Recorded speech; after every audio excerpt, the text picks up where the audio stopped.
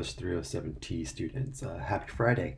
Um, the purpose of this video is to go over the work for week 2. We're going to start with the goals, and what we're going to try to accomplish this week is I want you to think about literacy, just the term, and what it entails, and consider what we ultimately are talking about when we add the word digital to it. If you look at the scholarship of Wysocki and Johnson Elola from 1999, and no, I didn't assign it, I'm just giving you this information right now. This is kind of a mini lecture. They talk about how we use literacy to attach all different types of terms to health literacy, financial literacy, digital literacy. We now even have AI literacy. So this term literacy is often connotated with a notion of people either have it or they don't. And if you think about it, we often look down on those people who don't. But we also have to think about these power dynamics. Where do we draw the line between those people who have it and those people who don't? And who gets to draw that line? So there's lots of power associated, and power in politics associated with the term literacy. So once we start adding words like digital to it, start adding things like health, financial, we then put responsibility on individuals rather than some of the systems that could be more responsible in helping people understand these different topics.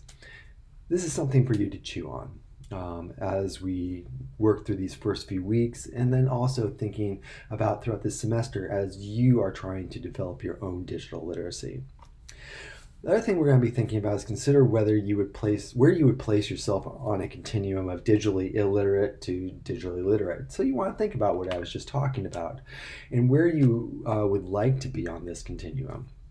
And then finally, we're going to interrogate whether literacy, and by extension digital literacy, is a neutral term, or whether it inherently connotes certain power dynamics. So that's what we're trying to do this week.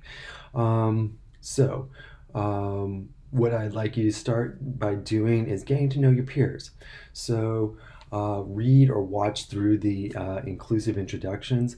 There's still a fair amount of those that need to be done, so make sure you go back through, and if you haven't done one, click on that link and just add your own slide.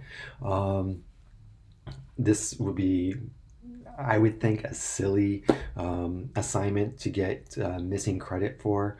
It's pretty easy. So I just take those few minutes and get that done. Watch this video. That's the second thing that you should do. So this will be posted above. Read and annotate the Gilster piece. Gilster is 1997, so this is well before the internet, or not well before the internet. It's well before Web 2.0, and a lot of the things that we are experiencing now, a lot of the things that you grew up with. Read it in that context. But he is one of the first people to coin the term digital literacy.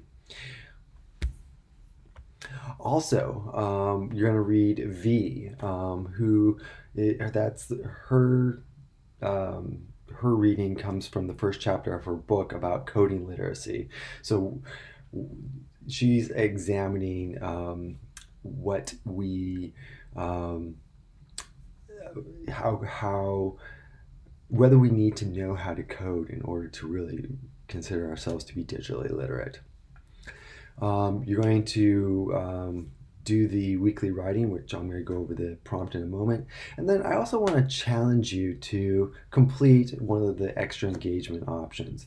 So for this class, that could be speaking back to me. So all you need to do is hit reply to my comment on your week 1 And then what I will do is once I read your comment, if it's 200 words and it's substantive, I will mark in the extra engagement on Canvas in the grade book that you have completed this.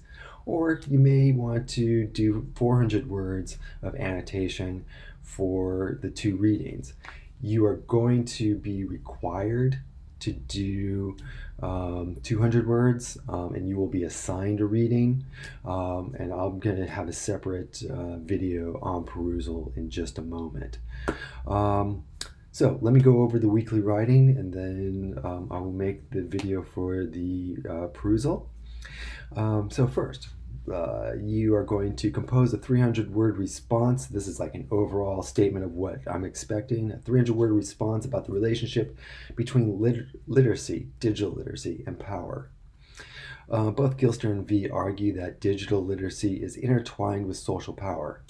So what I'd like you to do is briefly explain both of their arguments and whether you agree with all or some of their arguments or not. So I'm expecting just a brief explanation of what you see their arguments are and your agreement or disagreement. Then I would like you to think about your experience and observations. If there were a continuum of digital illiteracy to digital literacy, describe where you would be on that continuum, explain why you would place yourself there, and describe the social power that this position does or does not afford you. Do you feel like where you are placed on this continuum gives you a lot of social power? Do you think that you have more social power if you were more digitally literate? And then finally, what you would do to occupy the position on the continuum that you want. So think about where you would like to be on that continuum if you're not in that position, and what you would do to get there. If you have any questions, you can email me at kdepew@odu.edu. I look forward to seeing what you write.